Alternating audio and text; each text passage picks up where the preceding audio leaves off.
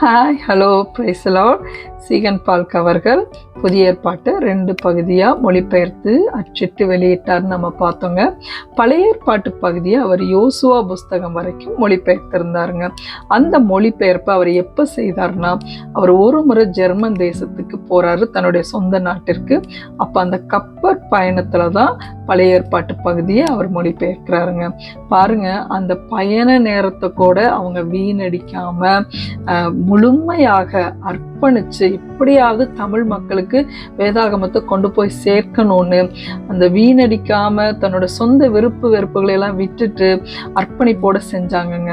அதற்கு பிறகு ஒரு சில ஆண்டுகள்ல மீதியுள்ள பகுதியை அவர் மொழிபெயர்க்க முடியாம இறந்து போயிடுறாருங்க. ரெவரண்ட் பெஞ்சமின் சூல்ச் அப்படிங்கிற மிஷனரி தான் அதற்கு பிறகு மீதியுள்ள பழைய ஏற்பாட்டு பகுதியை மொழிபெயர்த்து வெளியிடுறாருங்க. இப்படியெல்லாம் நேரத்தை வீணடிக்காம அர்ப்பணிப்போடு இந்த வேதாகமத்தை நம்ம கையில கொடுத்துருக்குறாங்க. ஆனா இதை படிக்காம நம்ம நிறைய நேரத்தை வீணடிக்கிறோம். இனிமேல் பண்ண மாட்டோம். ரொம்ப ப்ரெஷியஸா நம்ம நினைக்க போறோம். ஓகே, வாங்க இன்னைக்கு வசனத்துக்குள்ள போலாம்.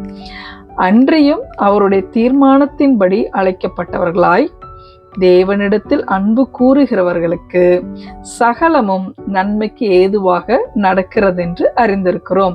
ரோமர் 8:28. பெரிய வசனம் இல்லை, ரொம்ப தெரிஞ்ச வசனம் தான். சொல்லலாம் வாங்க. அன்றியும் அவருடைய தீர்மானத்தின்படி அழைக்கப்பட்டவர்களாய். சொல்லுங்க, அன்றியும் அவருடைய தீர்மானத்தின்படி அழைக்கப்பட்டவர்களாய். சொல்லுங்க இன்னொரு முறை, அன்றியும் அவருடைய தீர்மானத்தின்படி அழைக்கப்பட்டவர்களாய். 2வது பகுதி, தேவனிடத்தில் அன்பு கூறுகிறவர்களுக்கு. சொல்லுங்க, தேவனிடத்தில் அன்பு கூறுகிறவர்களுக்கு. சேர்த்தி சொல்லாங்களா?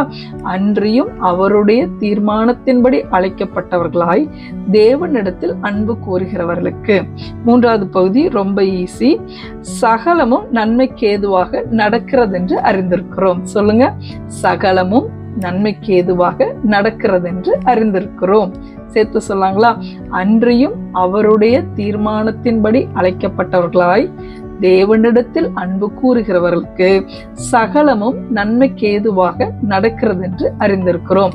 ரோமர் 8:28. வெரி குட், சொல்லிட்டோம்.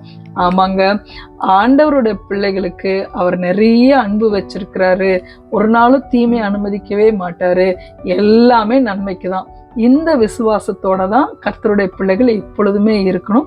தீமையை கண்டு பயப்படக்கூடாது. நன்மையை மாத்திரமே செய்கிற தேவனை தான் நம்ம ஆராய்த்து கொண்டு இருக்கிறோம். Okay, thank you. நாளைக்கு இன்னொரு வசனத்தோட உங்களை நான் பார்க்குறேன்.